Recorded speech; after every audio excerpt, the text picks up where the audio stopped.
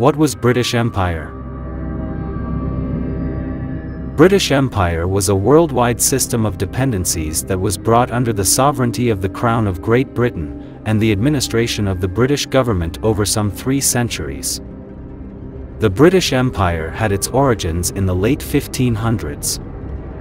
In 1585, Queen Elizabeth I gave Walter Raleigh permission to set up a colony on Roanoke Island, now part of the modern-day USA. The settlers had lost most of their supplies on the journey and struggled to find food when theirs ran out.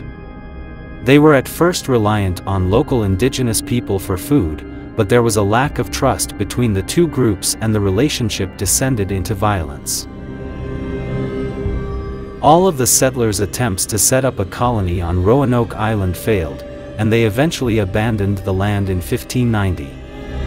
The first successful colony was set up in 1607 in Jamestown, which is now part of the state of Virginia in the USA. The first tentative steps toward the establishment of the British Empire began with overseas settlements in the 16th century. Great Britain's maritime expansion accelerated in the 17th century and resulted in the establishment of settlements in North America and the West Indies.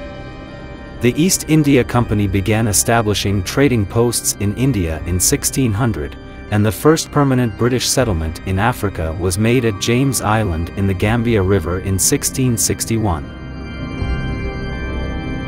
Why did Britain build an empire? Britain decided to build an empire for several reasons. These included: to gain more money,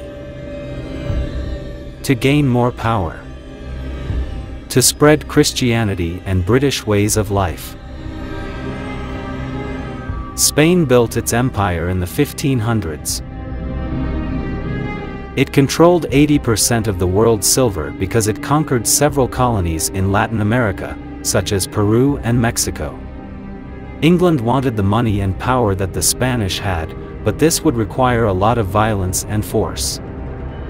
The indigenous people in the new colonies were presented to the British public as uncivilized, because their way of living was different from that of people in Europe. This meant people began to believe that the British should continue to grow their empire to bring civilization to these places, even by force. There were also missionaries who believed it was their duty to travel to new countries and convert people to Christianity. By 1670, there were British American colonies in New England, Virginia, and Maryland and settlements in the Bermudas, Honduras, Antigua, Barbados, and Nova Scotia. Jamaica was obtained by conquest in 1655, and the Hudson's Bay Company established itself in what became northwestern Canada from the 1670s on.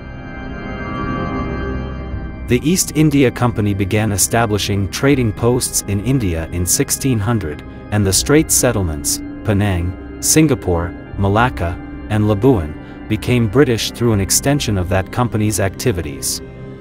Britain acquired the Cape of Good Hope, now in South Africa, in 1806, and the South African interior was opened up by Boer and British pioneers under British control. The empire existed for nearly 400 years in total. It spread from the Americas to include colonies in Africa, Asia, and Australasia. During this time, Britain lost and gained colonies. During the early years of the British Empire, 13 colonies in North America were established by the British. These colonies went to war against Britain in 1775 to achieve their freedom, declaring themselves independent on July 4, 1776. Britain formally recognized the United States of America as an independent country in 1783. After losing the 13 colonies, Britain did not want its empire to shrink again, and decided to make it even bigger. The expansion of the British Empire in India. From 1757 onwards, the British East India Company began to establish control over much of India. The money the British made by exploiting local rulers and workers funded the continuing progress of the Industrial Revolution. In 1858, India became an official colony of the British Empire. It was considered the jewel in the crown of the British Empire.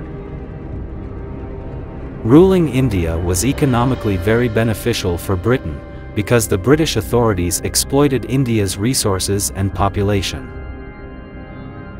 India had a population of around 300 million people, which meant the British could export and trade goods to this huge market. India also produced goods Britain could sell at home and worldwide for a huge profit. India also had a strong army, which Britain was able to use. The Indian Army fought alongside British troops in several conflicts.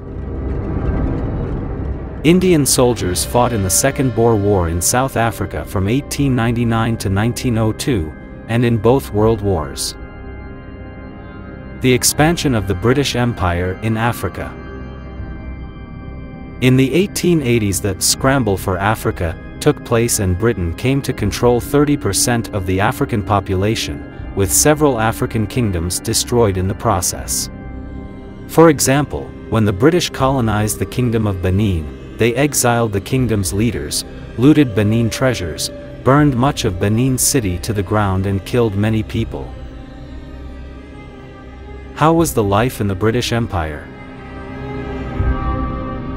For people living in the colonies, British rule often meant that their traditional languages, religions and ways of living were replaced with the English language, Christianity and British systems of government and education.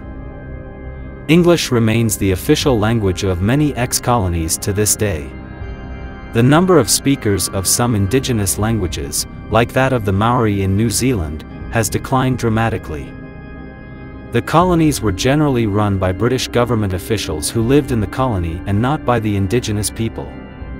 British laws were brought to colonies that often did not take into account cultural differences between the people of the colonies and the British. Taxes on colonized people were often high and the British exploited natural resources for their own financial gain. How was the life in Britain during the Empire?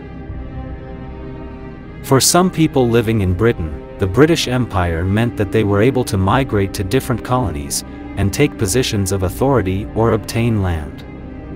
For those who could not afford to leave and stayed in Britain, there were many more jobs available in factories because merchants were bringing back valuable items, such as cotton, to make into products that would be sold across the empire. In 1957, the Gold Coast became the first sub-Saharan African colony of the British Empire to reach independence, as Ghana. The last significant colony of the British Empire was Hong Kong. It was returned to Chinese sovereignty in 1997. The policy of granting or recognizing significant degrees of self-government by dependencies, which was favored by the far-flung nature of the empire, led to the development by the 20th century of the notion of a British Commonwealth, comprising largely self-governing dependencies that acknowledged an increasingly symbolic British sovereignty. The term was embodied in statute in 1931. Today, the Commonwealth includes former elements of the British Empire in a free association of sovereign states. The British Empire does not exist today. However, the Commonwealth is a free association of sovereign states comprising the United Kingdom and many of its former dependencies, that acknowledge the British monarch as the association's symbolic head.